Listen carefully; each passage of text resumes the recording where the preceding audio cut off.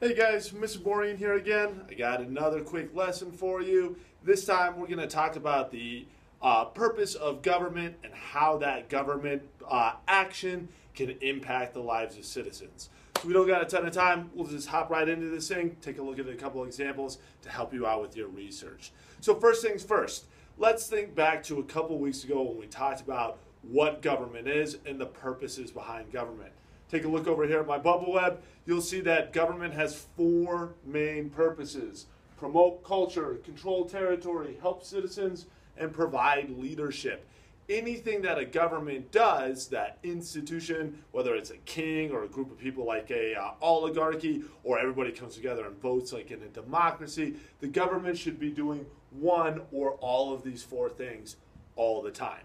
Now, if the government takes an action, like for example, controls territory, that might look like, putting up a wall or a fence to protect your borders. That might be creating police that are going to go out there and make sure that people follow the laws and nobody comes in. They could be part of creating an army. So that's an action for a government. Now, any one of these actions should always get back into probably doing this one right here: helping the citizens. That's who puts the government in charge, or the purpose that we thought about if we think about an ideal government. Now, we're going to take a look at a couple of examples today to see how the government action could help the citizens or hurt the citizens of any civilization. The civilizations that we have in our case studies today are both going to be from the United States. And we're going to use a couple issues that are just right out of the headlines, what's going on right now. So let's just hop right into these examples and see how government actions can impact citizens. So first things first, I've got an article up here from New Zealand that talks about Obamacare. Obamacare is a law that was created by the United States government way back in 2009. I was way off on that one, jeez. Anyway, that law that came into effect basically set up how Americans could get access to health care, be able to go to the doctor, get your bills paid, etc. Now, why is that a government action? Well, what the government decided was that the price of getting health care was too high. There needed to be some laws, rules in place that would help the citizens out. So government kind of took over and provided leadership in this area to help make sure that citizens could afford, have enough money, their health care. Now, why is this in the headlines right now if this law came into effect back in 2009? Recently, the government, this time under President Trump, has decided we're no longer going to be able to pay for people to be able to get access to health care. And that's a big deal. Millions of citizens in the United States need government assistance to be able to pay for their health care so that when they go to the doctor, the bill isn't so big that they go bankrupt, lose their money, their house, their car, those sorts of things. Now, why would the government under President Trump decide, hey, we're no longer going to pay for any of these sorts of things? Are they being greedy? No.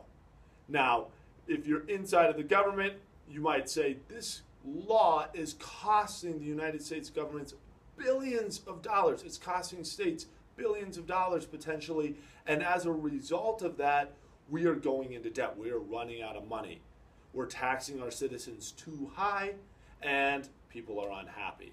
Now, either side that you're on, citizen side or government side, you're going to have a different reaction to this. So when we look at this law, the Affordable Care Act law, and we see that the United States government is no longer going to pay for this cost sharing to help out in paying those medical bills, the government is going to save billions and billions and billions of dollars. And where does government get its money?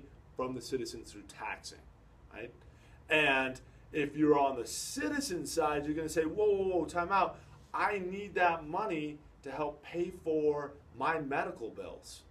And so I'm okay with the government taking some of my tax money because I'm getting a service back in return. It's one of those areas where we're helping out the citizens and the government's providing leadership.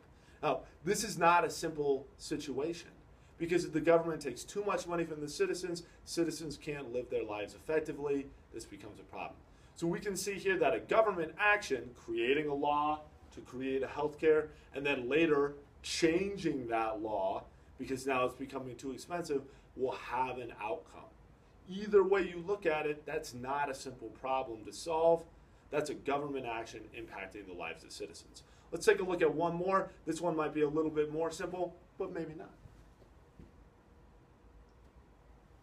We have here a second change that took place recently, out of the headlines. This one is the Trump and EPA, that's the Environmental Protection Agency, part of the government, to pull the plug on Obama's Clean Power Plan. So what does this mean? Well, way back in 2015, there was a law that started to go into effect that said that power plants, like how we get our energy, could no longer burn lots of pollution-creating materials like coal that generate our power, our electricity. You know, it's running my projector right now.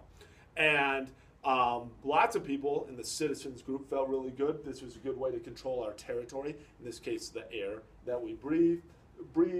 It would provide some leadership and help citizens out by getting rid of some of the pollutions that cause like cancer and lung disease. So some people felt really, really good about this. Other people didn't feel so happy about this law of the Clean Power Plan starting to go into effect. Why? Because their job was to take the coal out of the ground. And if the government is saying that you can't burn that coal anymore, no one needs it, which means you lose your job. You lose your job, you can't pay your bills, you can't get food, you can't access some of the other things that you need. And because there's only so much money to go around, and like we saw in the last example, it's really expensive for the government to provide for the people, some people aren't getting help as well. So the government, in this case President Trump, Scott Pruitt, the head of the EPA, decided we're going to get rid of this plan. This plan isn't working for us. We feel like it would be much better for American citizens if we cancel this plan, if we put those workers back to work, they can get the coal out, because we don't believe that the health effect is so bad that it's worth cutting these jobs. People losing jobs, not having access to all of their needs, that's a bigger problem. And that's going to create more harm than good. So again, we see the government takes an action, creates a law, it changes that law. Those impacts, those changes will impact citizens. Now, if you're thinking to yourself, this is a complicated situation, absolutely it's a complicated situation. Because in both of our examples, the first action that the government took was helping out the citizens. And the second action that the government took is also supposed to help out the citizens. So you can imagine this like an ever-shifting sort of weight system. And the government is completely trying to find balance, but it's really hard to get to that point. Oftentimes we see one change will have an impact on citizens or government, and then the opposite will take place, and back and forth we go. So if you're feeling confused about this, I feel for you. This is not a simple scenario to look at. This concept of government and how government can impact citizens is a complicated issue. Welcome to the adult world. Check it out tomorrow. I'll show you how to find some of this information in historical texts and look at those effects as well. This time though, looking way back in the past. Good luck today. Have a good one.